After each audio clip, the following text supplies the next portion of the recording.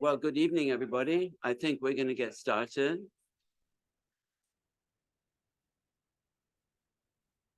So welcome to you all. I'm very encouraged to see such a strong interest in Europe at the end of a long day, when I know you've all been very busy. And it's a great pleasure to welcome here this evening Genoveva Ruiz Calavera from the European Commission. She is the Director-General of the Commission's Interpreting and Translation Service, known affectionately or otherwise in the Commission as SCIC by its acronym. And it's an extremely interesting vantage point to grasp the many challenges of Europe, the future of Europe, the present of Europe, from the angle of somebody who is involved essentially in helping people communicate, without which nothing else would be possible. And I'm sure, as you will hear as we go forward, this is an absolutely essential part of the process, without which nothing else could function at all in Brussels and around. So what I plan to do this evening is really to have a dialogue to begin with Veva, as everybody calls her. And we will talk a little bit about interpreting, translating, locating this service globally, how important it is, how it functions, and so on, as well as Veva's own role there and how she came by it. So I think it's very interesting for you from the career point of view. We were former colleagues and we worked together in a completely different area. So it's interesting for you to see also how people move around in different areas of responsibility in Brussels. And then maybe I'll ask just one or two questions about some of the bigger issues for the future, but I'll leave that essentially to you. So as we go forward, please be thinking about the kind of questions you would like to ask. I'm also pleased that those who couldn't be here this evening can join us online.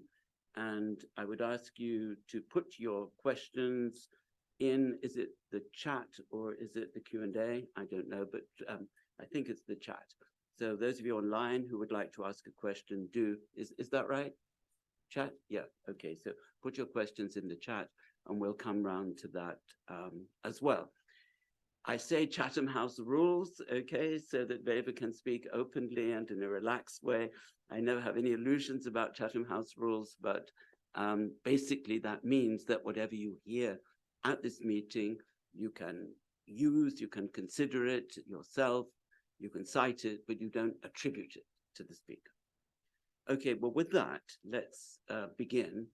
And my first question, Veva, is really if you can share with us how you came by such an extraordinary role in Brussels and what was the path by which you arrived there? Thank you very much, Michael, Professor Lee, and thanks to all of you, the students and the academics that are with me tonight. I'm certainly very impressed to see how many of you are here after a long day, so thanks. Well, you know, there's something beautiful in life, because I'm very senior, as you realize, is that... I'm sorry, Veva is probably one of the top 40 officials in the whole of the European structure, so not to be underestimated. Well, that's what was going to be my first. One of the things I'm very proud of the European Public Service, we are a public function, and is that certainly the leitmotif that is very much used in the United States, if you want, you can make it, it happens. I mean, I started in the lowest rank of the Commission as a relatively young, because I joined the European Union when I was 29 years old. So I wasn't a just graduate that came in the function. And but I came with this idea that I wanted to learn about the European Union, and I came with this attitude that sometimes I always want to promote, that you should never say no to an opportunity that comes in your way. And just to give you an example, I was working in the private sector in an American multinational company, and I was doing my university studies at night. So I study linguistics, and I am a linguistic by training. But during the day in Spain, this is the Spain after the dictatorship regime in the 80s, a lot of companies were starting to come. There was a new moment in Spain. We were in the process of, opening, and the first American multinational companies start to come. So I started working with them as a secretary in order to finance my studies. And from there, because I was one of the few Spanish ladies, young ladies at that time, very young, I was 18, that spoke relatively well English with a strong accent, but able to speak, they start sending me in Europe to do different things. So I did become one of the, started by a secretary when I left the company. I was already in a management position, helping that company to, I started when I was 17. When I left, there were 800 people in that company. And that company took me to Belgium because they wanted to expand this multinational company in the Benelux, in the Belgium, Netherlands, and Luxembourg. And when I was in Belgium, I do realize that there was something called the European Union or Europe. At that time, it was not even the European Union, I have to confess. It was something called the common market at the time. And I met my husband, and my husband was working for that common market, and I was working for this American multinational company. And if I'm honest to you, the first incentive to go in to see what Europe was all about doing was the fact that we had different holidays, because I was following, you know, and the EU have always different holidays than the national market. So I end up saying, okay, let's try to see what is this European Union. And I was a rare person, odd person, because I wasn't a lawyer, I wasn't an economist, or I wasn't an engineer, but I was coming from a multinational company, and I had a lot of management experience, but I was too young, and in the commission, everything is very hierarchical. So I did realize that I think that auditing gave me a competitive advantage, because at that moment, we're talking, when I came into this picture, we're talking about 1992. This is the year that we had to start the internal market.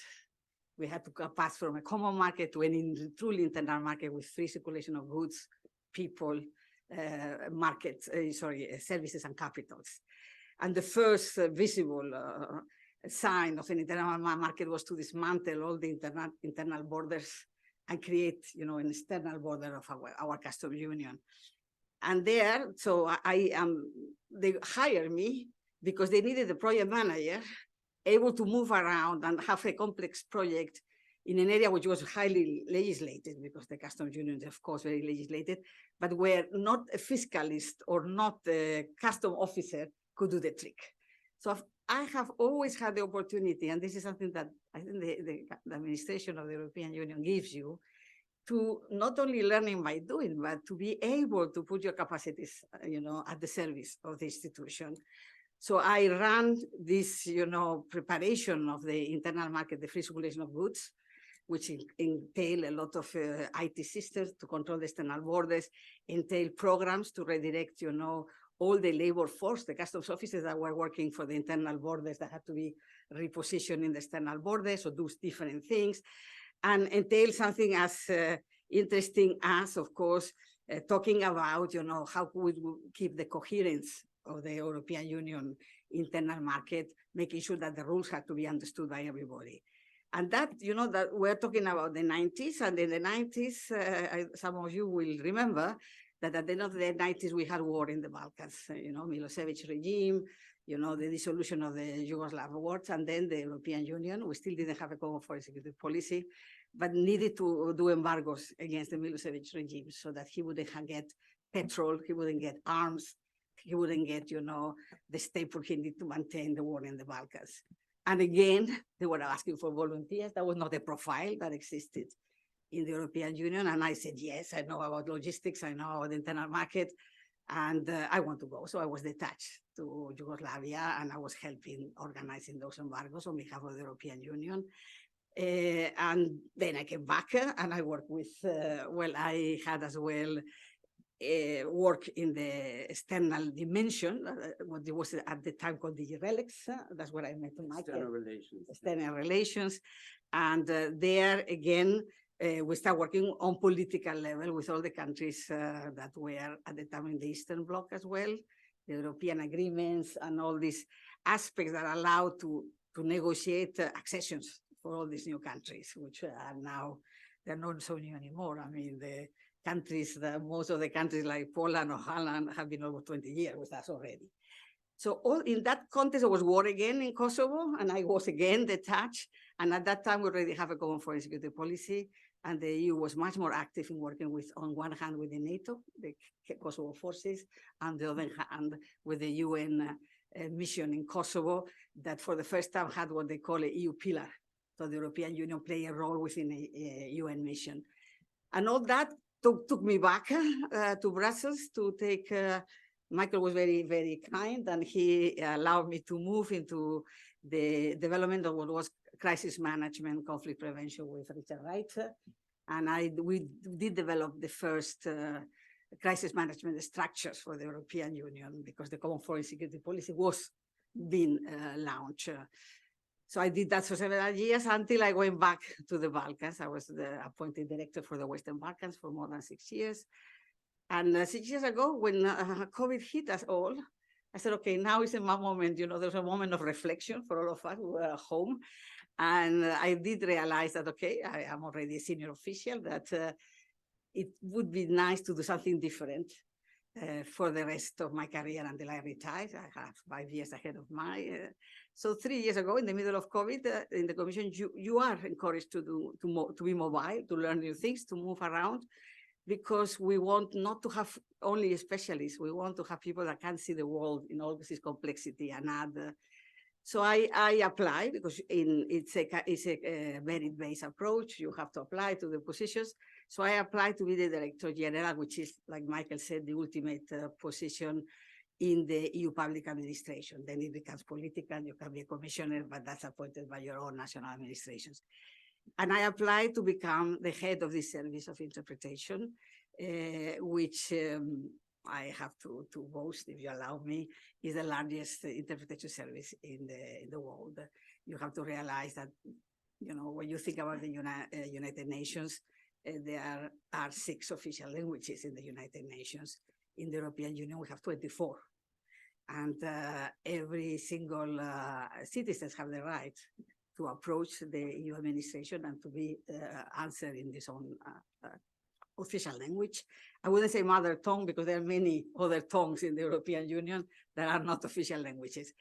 And the second thing, which is very important that you should be aware, is that the whole EU decision-making is based on the principle that, for instance, the EU law doesn't enter into force until it's available in all the EU official languages.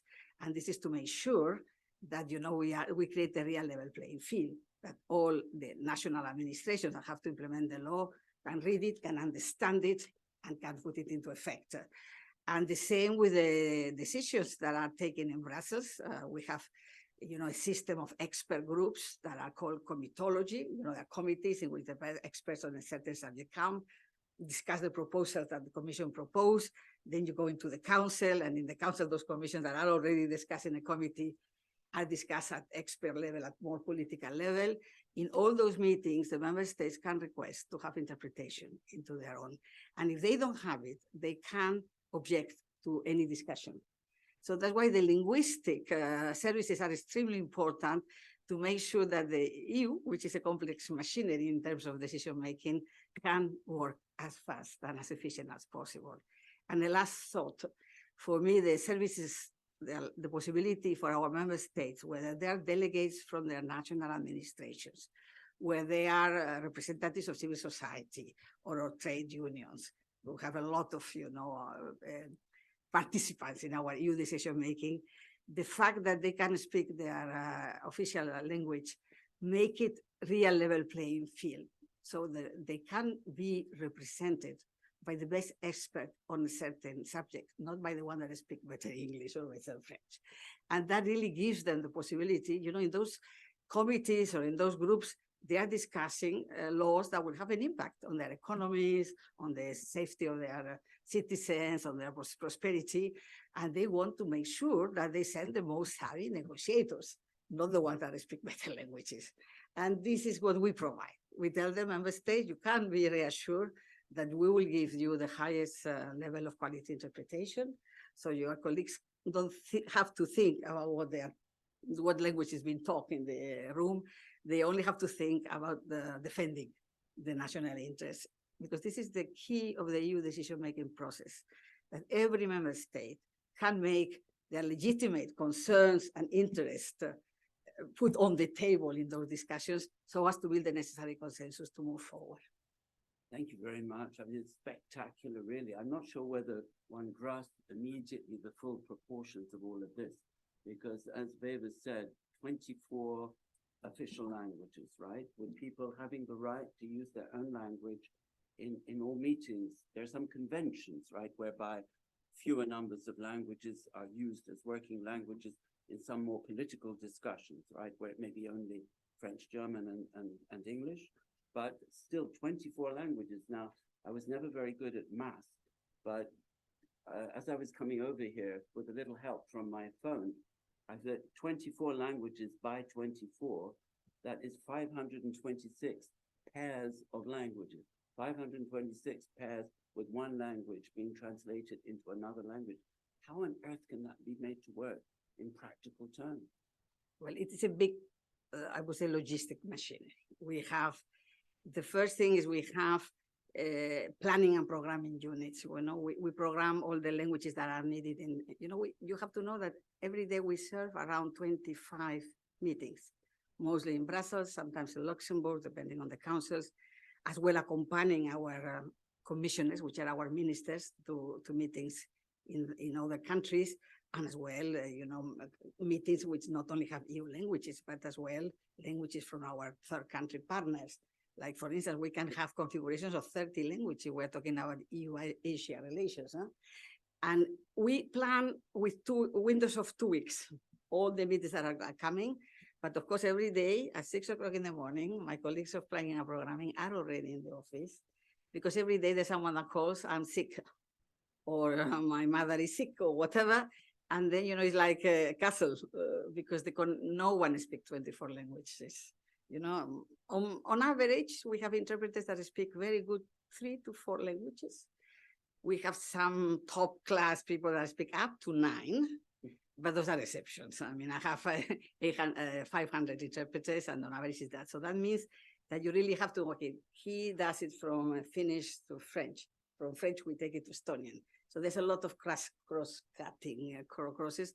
That's what we call relais of the languages. And you can imagine during the COVID time, there was almost a miracle, because every day you have a lot of people calling sick, and we couldn't have enough numbers of interpreters because we have to respect social distancing. So there's a logistic aspect, which is very important, and we have very good programmers. They are, for me, I mean, I don't think ever the artificial intelligence can do it so well as they do, because they are really able to really take many factors into account. You are right that not all the meetings require all the 24 languages. Either you need it for highly political, like our heads of state, 24. All the ministerial configurations at ministerial level, all 24. But then you have other configurations, mostly comitology in the commission, the member states. In total, we have 6, maximum 9, depending on the subject. COREPER, like you're right, the Committee of Permanent Representation, which is the ambassadors that attend, they do it in 3, English, French, and German. But in total, we mobilize for 24 meetings around 2,000 interpreters every week. And this is really a big logistic machine on one side, having them. Half of them come from the staff of the commission. The other ones are freelancers that work in the market. And some of them, we need to bring them from Malta, from Croatia, because a lot of these small languages that we call, they're not small languages, they're all equally important, but languages, we have many less interpreters available, they will prefer to stay home.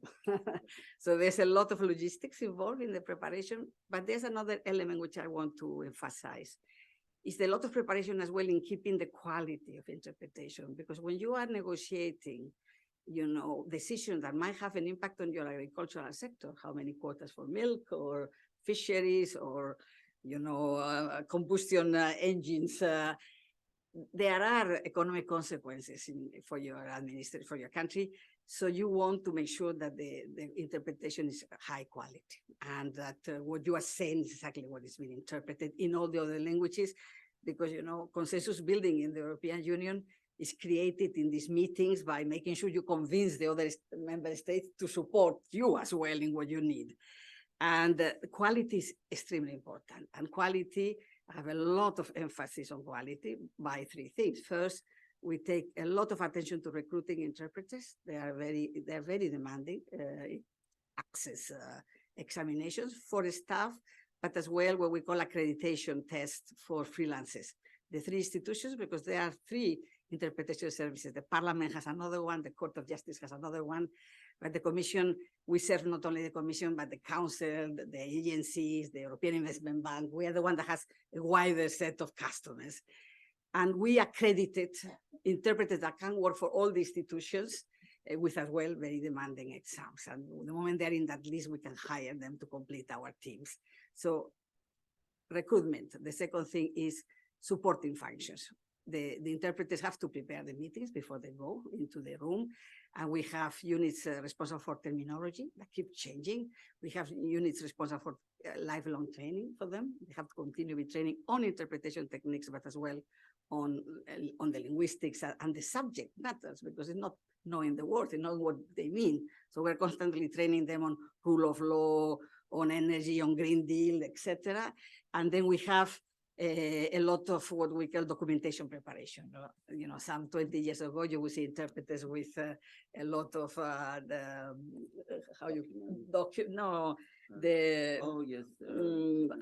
dictionaries. Now everything is, we have informatics, we have tools so that they can assist them in the booth. You can imagine that numbers are very difficult to interpret. Sometimes Turkey is a country or is a bird. I mean, there's a lot of, and we have all of us in the European Union, we have our own accent. You can hear mine. So, you know, the tools that we invest a lot in accompanying tools to help them prepare and to help them deliver. Last but not least, technologies. Like I said, we are really developing new technologies to really help them we have a lot of transcription right now. We transcribe speech to text. So they can be assisted by transcriptions as well for inclusiveness, because we have some time, you know, they need to help people that have hearing impairment as well, so that they can read not only hear. And we have a very important mentoring. The more senior interpreters are watching quality of the more junior so that they can keep coaching them. And last but not least, every 2 years, I do a survey with our customers, the institutions we serve, to check if they're satisfied with our services. And I'm very happy because the last survey last year, we got 93% of high or very high satisfaction with our services. Interpreting and translating are different professions, or they overlap, or? Look, they're all linguistic professions, and there's a lot of overlapping from the point of view you have to love languages and you have to love mastering the languages. But they always say, and this is a bit of a joke, but I think there's a bit of truth in it, that translators are the introverts. They're the ones that are sitting with the text, and they can be keeping peace, and they have, you know, the capacity it's a more individualistic work. While the interpreters are the extroverts. You know, they need to feel the nonverbal as well, language in the room, how are the dynamics in the room, and they're a bit histrionic. I mean, they are the ones that have to transmit not only the message, but as well the feeling that is put in that message. So they are the extroverts. So there are, you know, the basis is the same. They have to have a very strong methodological approach and a terminological approach, but probably the skills are a bit different. And are the translators a species in danger of extinction now with automatic translation and all that, or will there always be a need for human translation? Look, I mean, it's clear that all the developments in the technological developments, artificial intelligence, it's a revolutionary. I mean, we have now neural systems which are much more advanced. We use them in the Commission. We have developed them specifically as well for our needs, and they are as well available to everybody's use. You can go into the European Union webpage, and we have all our translation tools in the 24 languages available as well outside. They are used because, you know, in the Commission, for instance, right now, last year, we translated 2.5 million pages.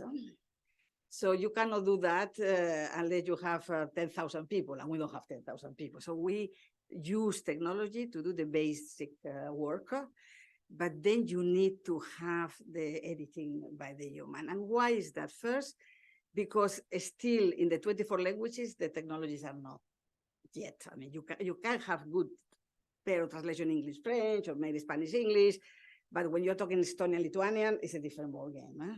But the second thing is because even at that, today, maybe technology in 10 years, I will say is a different ballgame, but it's the fact that the EU law cannot enter into place, or that you can have, you can be sued in the court if the law is not be properly translated in the Spanish version or into the Estonian version.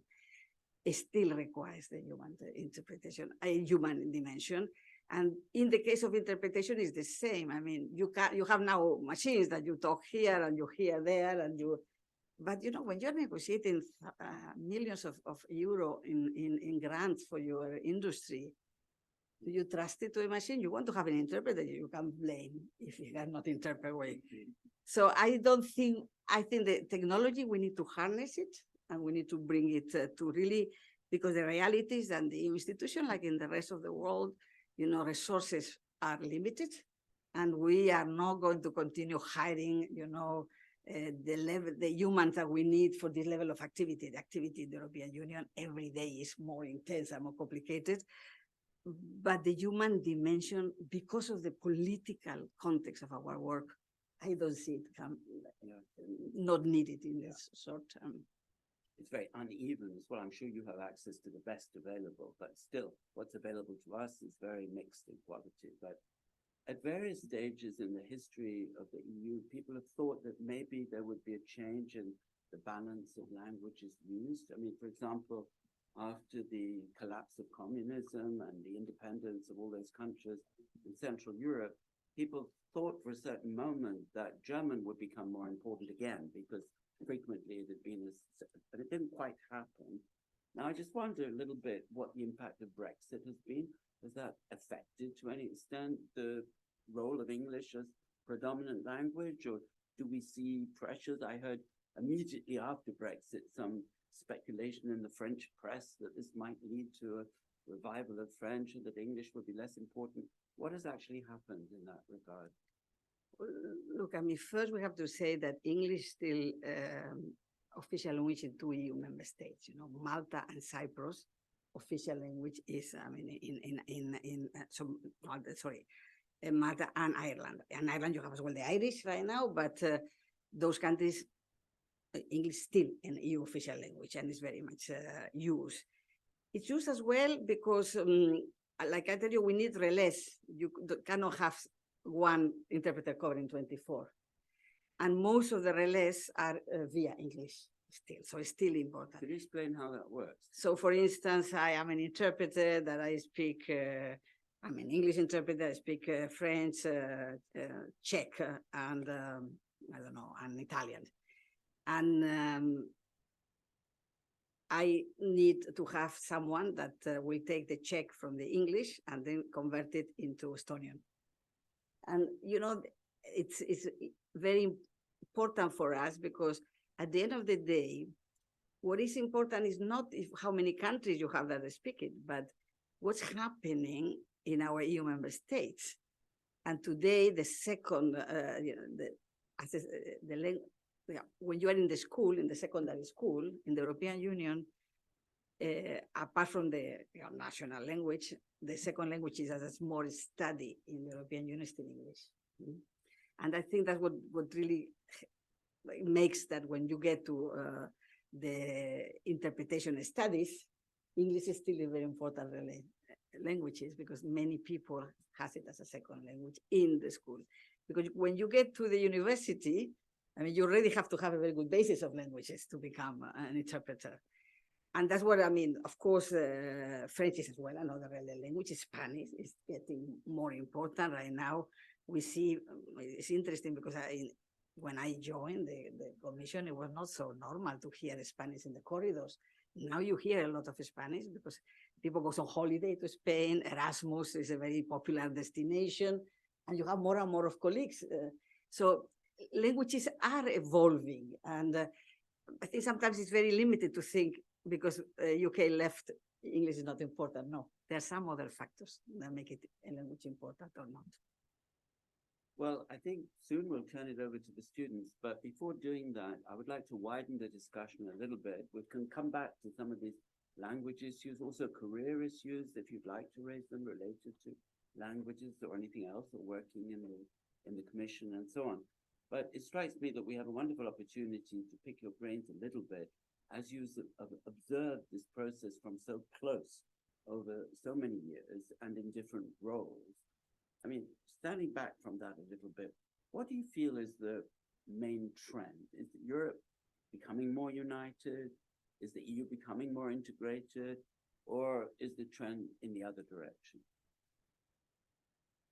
Michael, I think the difficulty is that Europe is not a federal construction state. Europe is a union of member states, and our decision-making requires, a substantive amount of negotiation to build consensus.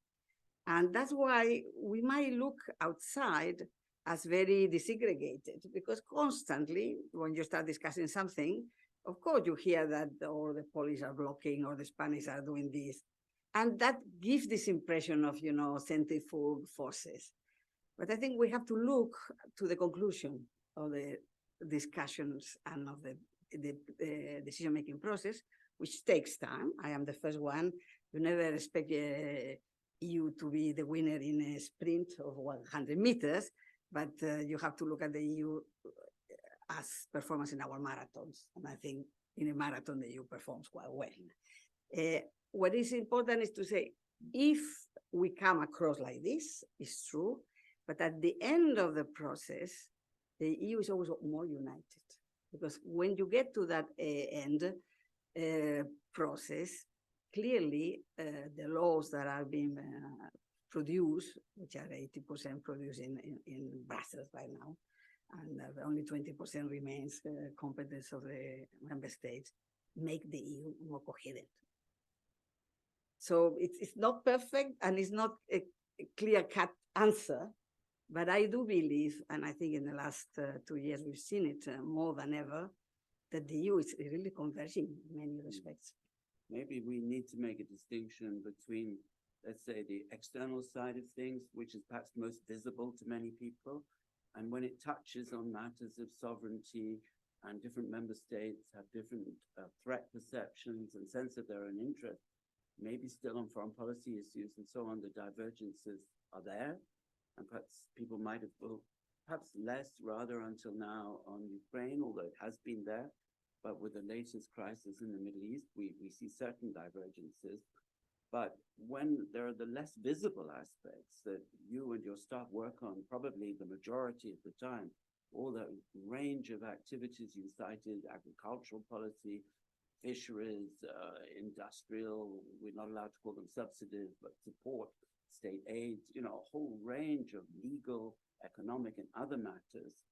People rather forget that this is, in a way, the substance of European integration. So would your remarks maybe apply more in that field than in the field of foreign and security policy, perhaps?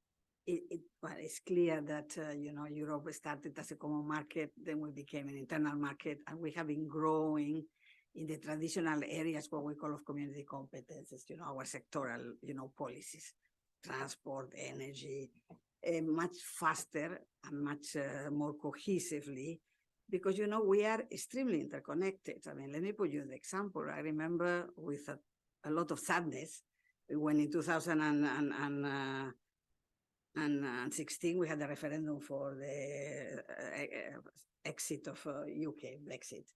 And I remember talking to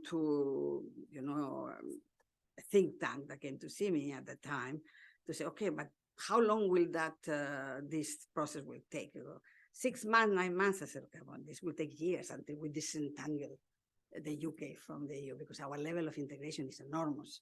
I said, we don't even know. It's the first time that has happened. And he diminished the whole thing. But it took us 4 years to negotiate the withdrawal agreement with a lot of difficulties. It took us 1 year more to have negotiated the trade and cooperation. And we still, are seeing a lot of things which still need to be defined. So the level of integration we have in the traditional areas of competence of the European Union is enormous. However, of course, the common foreign and security policy was born after the war in the Balkans. In '96, is relatively new. It's not the policy that we have been doing since 75 years now. is relatively new and it's an area that requires unanimity, which is one of the reasons why it's slower to be created, because there's a lot of, like you said, feeling of our member state that they want to keep a very strong grip on common and policy and foreign policy and defense. I would say we have done, enormous progress despite all the shortcomings we still have to overcome. I don't hide them to you. We have certainly last week come across very disorganized, to say mildly. But I want to say that first, everybody it has taken by shock to everybody in Europe and beyond what happened in Israel. It has really created a situation in which we all were horrified. It was a horrific contest, and many people have left, the feelings coming first before coordinating, because we need to coordinate. The Common Foreign Security Policy is the responsibility of the Council and of Mr. Borrell as High Representative that coordinates the foreign affairs ministers. And that, the ministers finally met this weekend on Saturday. They're meeting again on Tuesday to send, some much more coherent approach. Probably the difference with the war in Ukraine has been as well notable because we all expected the war in Ukraine to come. We didn't know what would be the extent of the invasion, well, if they would stop here or there, but it was something that the world was more or less expecting it to come. So allow us to have more time to have a much more coherent view. It is clear that we're getting better. I think the war in Ukraine for us has been a game changer in many respects, but it is clear that we are not a federal state with one government that takes decisions. We have unanimity, and you can only take a position. We have unanimity of the 27.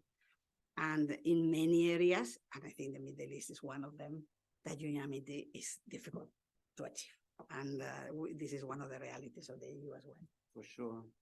Well, look, thanks for being so open about all of this. And could I now invite your questions really on any of these subjects? If you want to get into the nitty-gritty of language policy, how any of that works, or on the real substance of EU policy, please feel free to do so.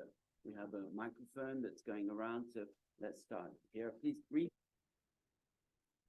Hello, my name is Johannes. I am in the Masters of European Public Policy. And my question would be, how do you achieve to maintain the same meaning in a law having 24 different languages? That seems to be a very difficult endeavor to me.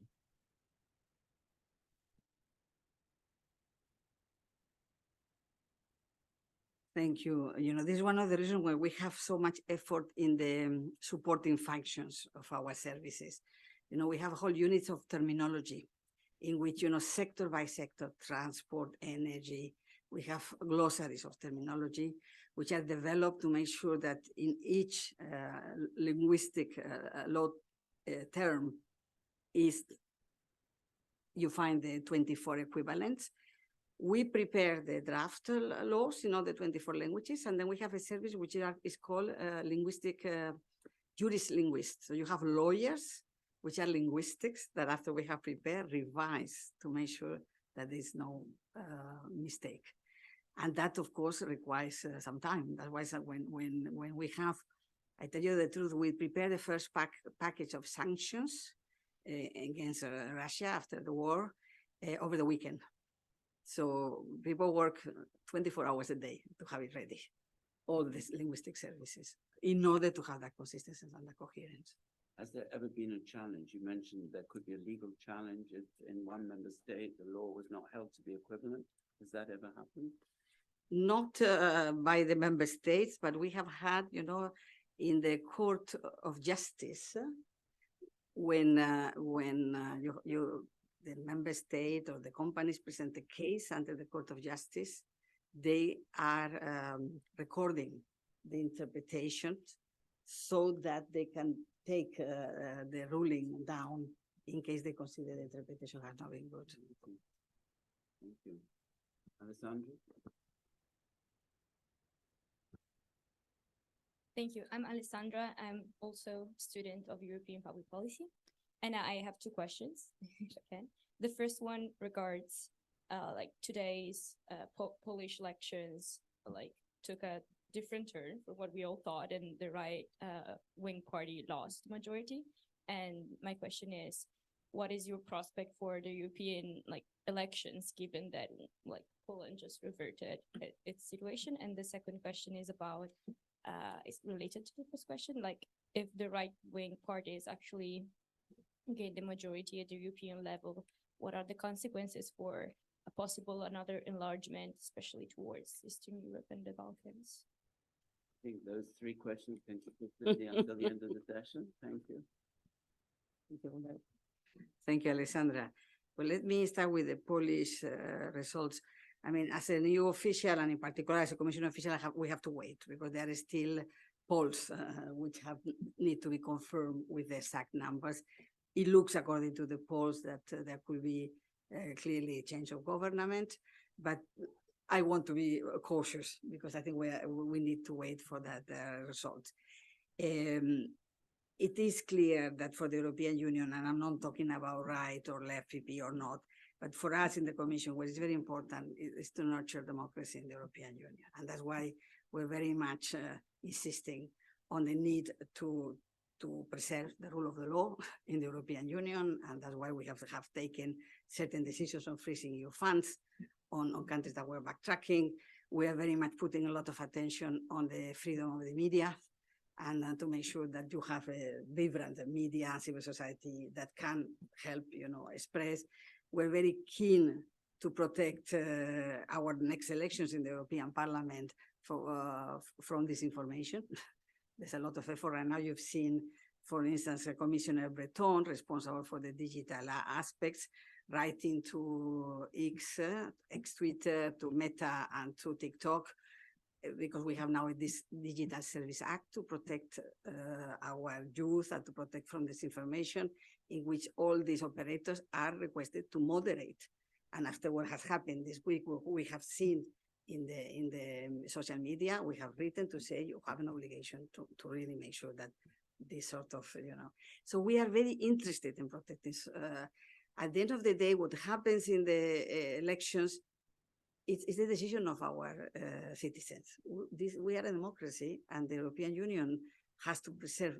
So that's why we are working on addressing the root causes to create the enabling conditions for our EU citizens to exercise their right to decide whatever leaders they want to decide for the next political mandate.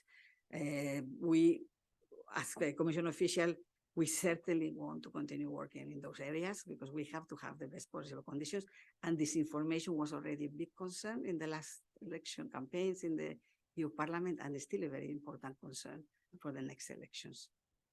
And if the question wasn't complicated already, Alessandra, you've asked what this might imply in terms of enlargement, an area that you've worked in, as I have, over many years. But remembering that we're on Chatham House rules, would you venture a view about the prospects for the accession process for Ukraine, Moldova, and perhaps Georgia a little further down the road? Look, I wouldn't think that the enlargement file is divided on party political lines. I wouldn't say that the right is less pro-enlargement than the left. I think that would not pay.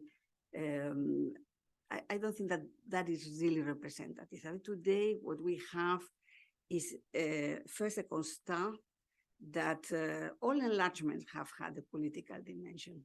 There has been always a political dimension. When I joined, when Spain joined, you have to realize that Spain, when we joined, there was only 10 EU member states at the time. There had been only 2 waves of accession after the founding member states created.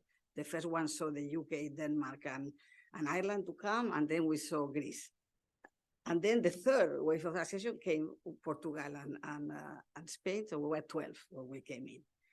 There have been 7 waves of accession since then, and we were 28, we're now 27. I don't think this will be the last one. There will be more waves because, in all of these waves, there were, when UK came, there were considerations. When Greece came, were clearly as well geopolitical considerations. When Spain, after the dictatorship came, there were geopolitical considerations. All of them, certainly when the wall of Berlin fell down, there were. And now we have new geopolitical considerations, clearly. The war on Ukraine, the war had changed, and there has been a game changer for the EU as well. So these considerations are there. And it's not if will happen. I think it's when and how will happen. What are the questions? I don't think they are really politically affiliated. They're much more pragmatically, let's put it like that. I believe that the real issue is, and the Commission will continue insisting, that accessions are merit-based. They have political considerations, but they need to be merit-based. And we have to make sure that, you mentioned the Balkans in particular, that they don't think that putting, dates will do the trick if they don't do the reforms that they need to do. And that is probably the only difficulty we have, that they always want to have a, sort of a guarantee that by a certain day they will come. And we have to tell them, we want you to come as soon as possible, but you have to be ready. The difference in this accession, which I think is more dominant under my point of view, is that in previous accession waves, the EU always felt ready for accession, and you only have to make the country ready. But now we have the two dimensions. We have to help the countries to be ready but we have to make the EU ready for receiving them. And this is a new aspect of the next wave, which has to play as well. I mean, there were countries that were very vocal before saying no to enlargement. Now they have moved. They realize that your political context is different, and they are. We are seeing the discussion in the Council again. For many years, there was no discussion on enlargement. President Juncker was very explicit. There will be no enlargements under my remit. Now it's not the case. It's there. It's difficult. It's a very difficult discussion because this has these two dimensions. But I don't think it's a question of if there will be, but when the countries will be ready, when they will be ready for it to take place. I think for you, at SCIC this year is a fantastic opportunity to see in real time the clash or the challenge between geopolitics, as Beda said, on the one side, and hard-headed, practical, economic decision-making rules on the other. And I've been quite surprised. I have one very old friend who's a Belgian who are usually rather skeptical about enlargement in the past. He's a quite well-known economist in Brussels, and he talks to a lot of people, including in Belgium. And he said he's really surprised this time how traditional enlargement skeptics are so struck by the geopolitical power of the argument this time that although you can cite any number of factors, both on Ukraine's side and on our side, he thinks this time the geopolitics is strong enough to overcome that, but we'll see. We'll see. Other questions? Yes. Well, why don't we go back? We'll start here and we'll come to everybody, I promise. Hi, my name is Robert. I'm a first-year Master of International Relations student. I come from the States, and this year I've really been taken away by how, when I talk to the European classmates, they always mention how complex the European Union is as an institution, how even for them as students who are studying international relations, it's sometimes difficult to understand how all the different institutions interact. And I was curious how you think that impacts the view of the European Union in the public and the different member states. Thanks. Robert, thanks for the question. I think you are in a privileged position because you come from a federal state, so you only talk to Washington and Washington decide. Here in Brussels, in particular in subjects which are related to foreign policy, you have to talk to Berlin, you have to talk to Paris, you have to talk to Rome, you have to talk to many capitals in order to secure positions. So it's true, it's complex. But I would say two things. First, our average, not the student like you, but our average citizens don't even know how complex it is. They live their lives in their country and they are happy to be part of the European Union for three reasons. First, because they can move around without any problems, borders, not having to change money. I mean, especially the people my age that we've seen what was used to be, most of our entrepreneurs realized that thanks to the internal market, they can sell their products in Italy, in Spain, in Germany without any objections, without any taxes. So for their daily life, I mean, now we have, of course, wonderful things for the students, roaming, like at home, you don't pay roaming. You have to be very careful because you pass by Switzerland and you don't disconnect mobile. Then you realize how good it is to have the roaming like at home. So I would be most of the Europeans take it for granted. Europe is part of them, and of course they complain when there are problems because it's always easier to blame Brussels. But they are not even very much informed how complicated it is, because for them it works. They complain when sometimes the agricultural people, you reduce the quantities of milk that they can produce. They have reasons to complain every day, of course. But in general, I think the Europeans acknowledge that it's better to live as part of the European Union than not. When it becomes very visible is when you have situations like this week, in how we reacted, or for instance, when you have situations as difficult as it was when COVID hit us. 3 years ago, when COVID hit us, the first, health is a competence, exclusive competence of the member states. There's no powers in Brussels. And the first month, is affected Italy and Spain dramatically, not so much other countries. So everybody was thinking, oh, these people from the south, they're so disorganized. But then it started to get even the countries that were very well organized on equal basis. And there was a constat again that the only way to confront this was, again, going back to the EU model. And that would the Commission, and I think that we have to be very grateful to President von der Leyen, that her being a doctor by training, she perceived the challenge that such a pandemic brought for the EU. And for our citizens, that they could not believe that we would go and Brussels would say, it's not our competence. This is a national competence. They don't care what's competent it is. People was dying and they wanted the EU to do something. And then we got our act together and we did joint procurement. We made a whole continent in the European Union to be vaccinated. We helped the Western Balkans. We helped many countries across the world. And I think we did lead in many respects. For instance, the vaccination passport that we created to ensure that the free circulation could continue was adopted by 60 countries around the world, follow for what the EU had done. So yes, it's very complicated. For the intelligent people like all of you, you realize how complicated it is. For most of our citizens, they only realize it when things like this happen. And I think lately we have had very good examples as well to show our citizens that it's better to be part of. We have worked many years with Michael to prepare countries for accession. I can tell you one thing. You learn to appreciate the EU when you are talking to those countries that want to come in, because it's much colder outside. Yeah, Yes. That's true. That's true. Yeah, during the COVID year, in fact, to get into my favorite pizzeria here, once it reopened, you had to show your sort of EU standardized vaccination certificate. So that helps to make it a little bit more real for some people. But I think you're right about the complexity, and people in Brussels do what they can to explain things, simplify things. But we have 5 presidents and people don't really understand why. And it's true that is a challenge. But I agree with Beva entirely that as more concrete benefits are delivered that people actually feel have an impact on their lives, then maybe that can be overcome to some extent. Other questions? Hi, my name is Jonathan. I'm Dutch, so I'm not American, but from the EU. And I have like 2 questions regarding like your background. First is like foreign policy wise, EU foreign policy, because you work with the FBI and in the with external relations or external action service, like the forerunner of the external action service.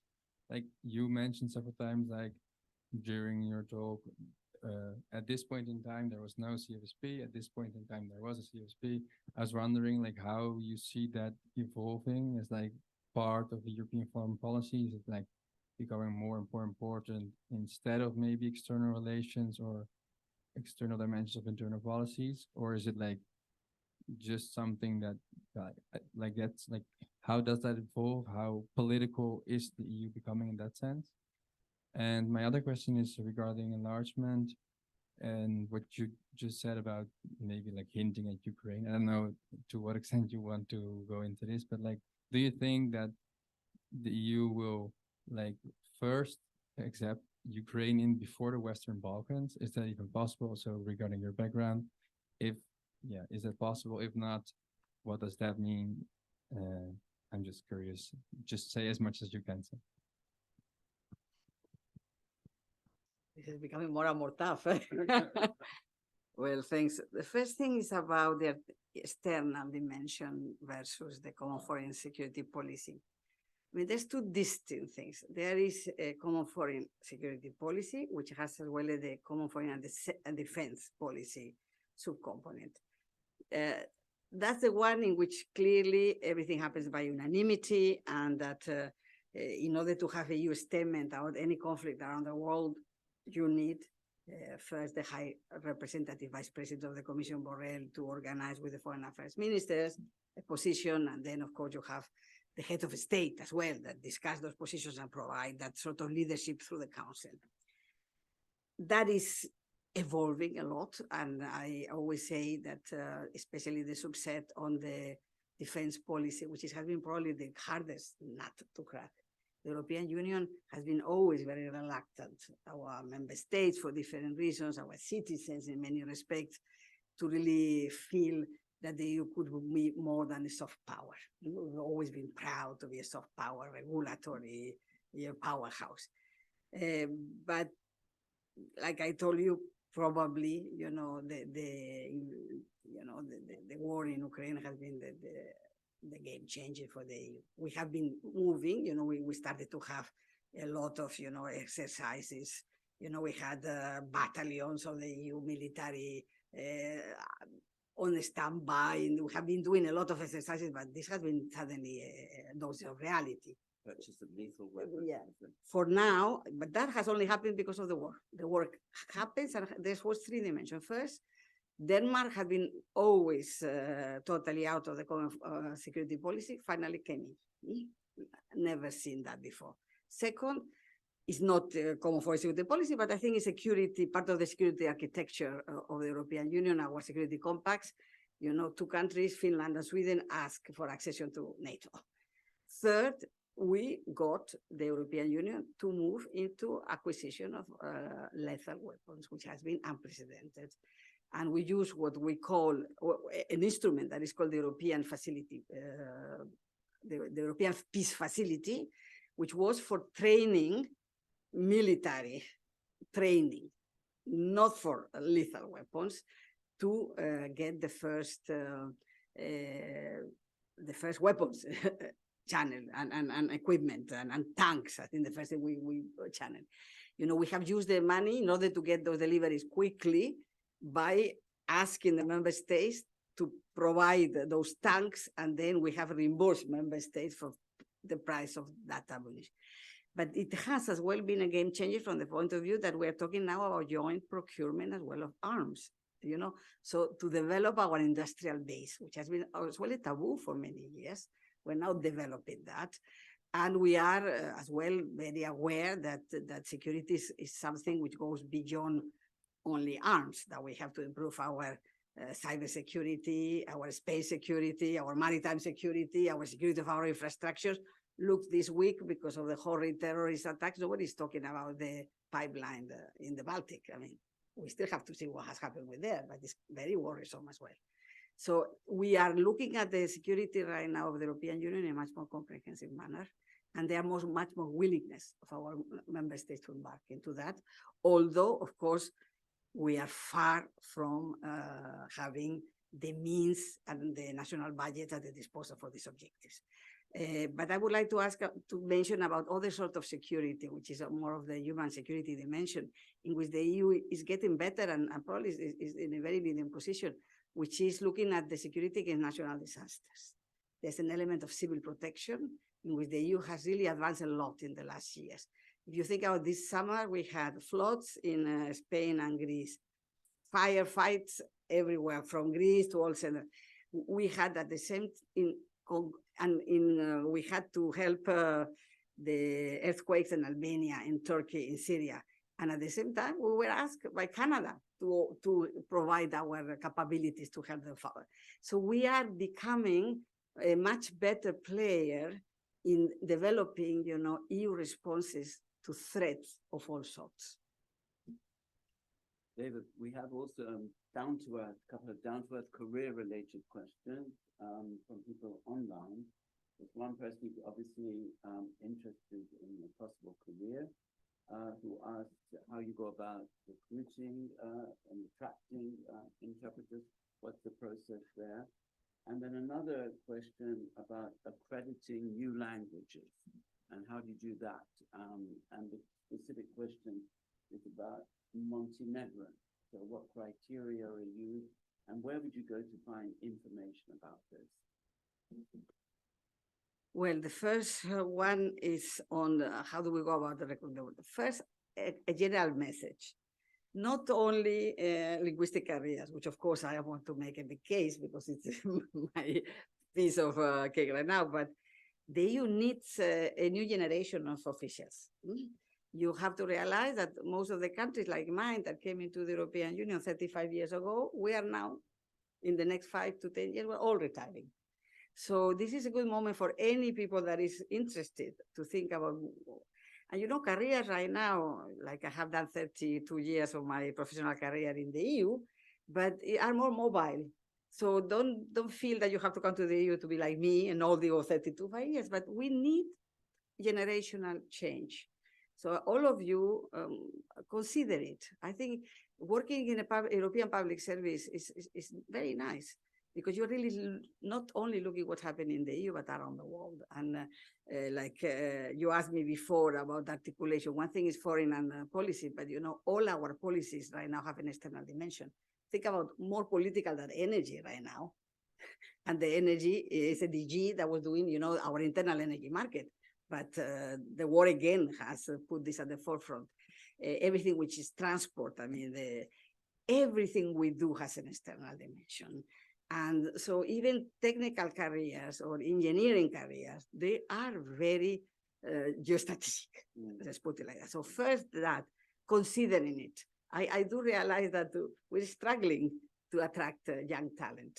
This is a major bid. So yes, this is a message I want to put to all of you. Consider it is wonderful to work in Europe. The second thing is for interpreters. For interpreters, normally we first, the normal career of interpreter is you do your linguistic studies, but not only. You can be as well a lawyer or an economist, and you can do your masters. There's master's degrees in our universities of 2 years, so you get your masters. So the first thing is we accredit people to be working not only for us, but in the market, because it's very important that we get people that has a bit of experience. Our accreditation test, you just come into the website of the Commission and you go into the linguistic services and they're announced there. And those accreditation tests are regularly every year. We have not planned for Montenegrin. We have done this year. We did last year we did Albanian. This year we're doing Macedonian. But why not? Because sometimes we have enough people already accredited in the pools. So we just accredited as we need. But that doesn't mean that maybe next year or the year after it will come. So from those accreditation pools, when we need statutory staff, we have, of course, exams for the European Union. And when you've been already accredited, you have a very good possibility. You can be either an official or you can be freelance. Exactly. Right? Two possibilities. So normally the careers start being a freelance and then you jump into the Commission whenever the posts are published. It can be very interesting, challenging, stimulating, and hard work as well, I think. We have just time for 1 or 2 last questions. Okay, maybe we'll take them as a group. Yeah, I have. Sorry. Okay, Maybe I should grab the microphone. Okay, stand. no problem. Hi, thank you so much. My name is Yo. I'm in the international. And I just wanted to ask if you have any thoughts you could give us on on adding minority languages into as EU languages like the Catalans are now trying to do. It's kind of opening a door, I suppose, and I can imagine logistically it would be hard to find translators from like Catalan into Estonian or something. Thanks. Okay, thanks, Jon. Let's take the last group of questions together. Who else wish to? I think, yeah. Just introduce yourself very briefly. Hello, my name is Marion. I'm in the Masters of International Affairs program. I was wondering how you perceive yourself being a linguist in your current position, and how that has kind of evolved throughout the years. Thank you. Thank you for paying us this visit. My name is Irakli, a doctoral student. I have a twofold question. First, about the interpretation. Is confidentiality or secrecy an issue here? I'm thinking that some of those negotiations and discussions must be sensitive politically or in the commercial domain. So it must be important that these interpreters do not say or tell cool stories in the pub. So have you had cases like that that you could share possibly? And the second question is, in your view, what are the top 3 challenges / opportunities facing the EU today? Wow. Not facing EU interpreters specifically. Okay, so there we have 3 questions related to language. I'll start with minority languages, how the situation has evolved over past years. Sorry? One more. Okay, Yeah, let me yes, just summarize these and then we will. Okay, we'll come to minority languages, how the situation's evolved, and confidentiality and secrecy. And a tiny question about the main challenges ahead. And Mark. Well, I just wanted to ask a question which might bring a bit of humor into things. Have you ever had a situation where translation broke down and it led to complete incomprehensibility? Because it happened to me once with Romano Prodi at a SCIC dinner. Professor Prodi, for some reason, was talking about tondino in Italian. And people at the other end of the table couldn't understand what he meant by this. So they came over to me and said, Mark, what does tondino mean? Well, I knew perfectly well what it meant in Italian, but I blocked and I couldn't remember what it meant in English. So we had the extraordinary spectacle of the former Italian Prime Minister trying to say, hole in the ground, it means manhole. Okay, that's a joke from my own experience. But have you ever had a situation where translation broke down? Okay, well, that's a nice, amusing note to end on. Favour. Thanks. Look, first, on the minority languages, here I want to be very bureaucratic in my response. You know, the decision on what are languages that the regime on the EU languages is a decision taken by unanimity by the member states in the council. So the commission will not have a say. So in my capacity, I cannot speculate. There has been already discussion because the Spanish presidency has put the request on the table in the General Affairs Council.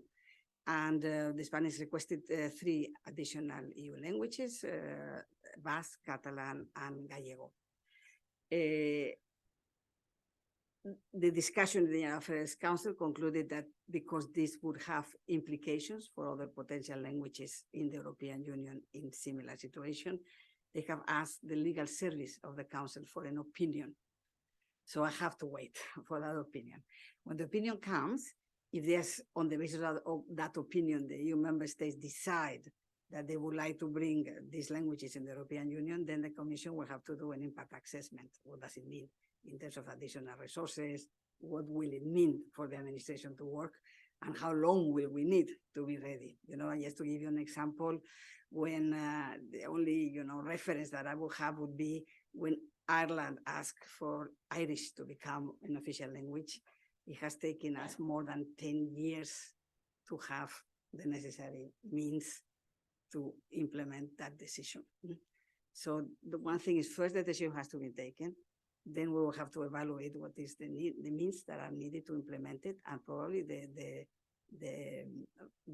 periods for implementation that we will require, because there are maybe not enough interpreters, there are no university doing courses, etc. But I think I cannot talk about this subject because this is not a subject in which the Commission has any prerogative. Okay. So that's on the languages. The second one is the confidentiality. You have tackled the very nature of being an interpreter. You're bound by confidentiality. And I have never had any problem because the deontology of the interpreter is very high.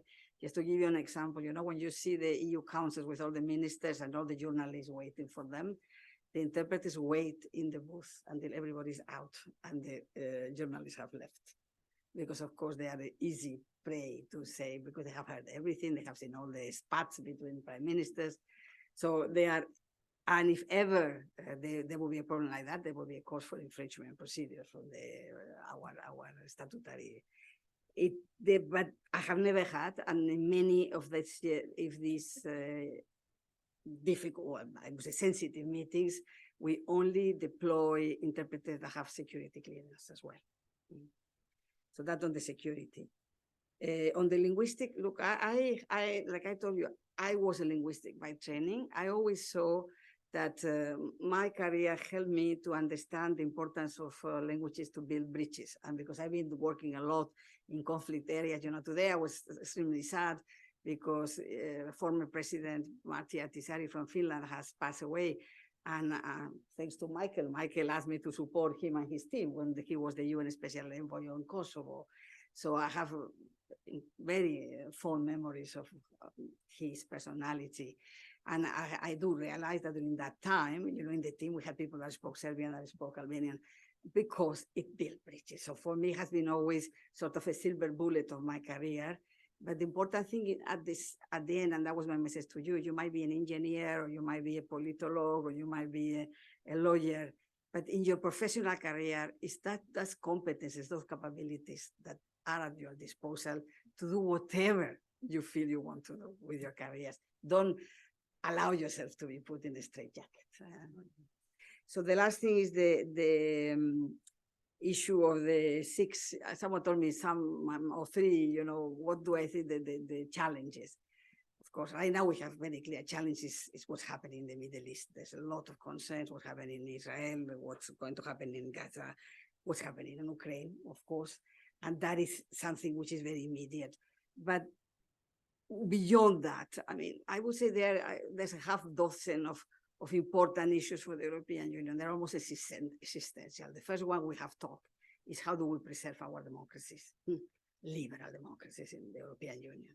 The second is how do we nurture our prosperity, our competitiveness, so that we can maintain, our social system and protect our citizens. The third, and that requires, of course, a very difficult equilibrium between our open trade way of, changes in our economic base, but the need as well to defend our strategic interests, and that requires to be less dependent on certain things, clearly on raw materials, on new technologies, on critical medicines, etc. So that strike balance is very much at the center of our attention. So democracy, prosperity, I would say pursuing the dual transition, green and digital, because that will be not only a base of our prosperity, but as well it is, a guarantee of your future. And, for us, the Green Deal is the environment, is the climate change, is interconnected, is the new industry that need to come to preserve our planet. The fourth thing, which is very important, is security, continue deepening our security and really overcoming all the difficulties we have because of the complicated way in the EU works. The fifth, we have to tackle migration. It's very difficult, it's a very toxic aspect, but we have to tackle the irregular migration and its links to illegal smuggling of people, etc., to really defend without becoming a fortress EU. But at the same time, we have to be smarter in seeing and managing legal immigration, because we are an aging continent and we need specialized and non-specialized workforce. And the sixth one that I would say is enlargement. We need to prepare. And let's be very clear, this enlargement will be very different.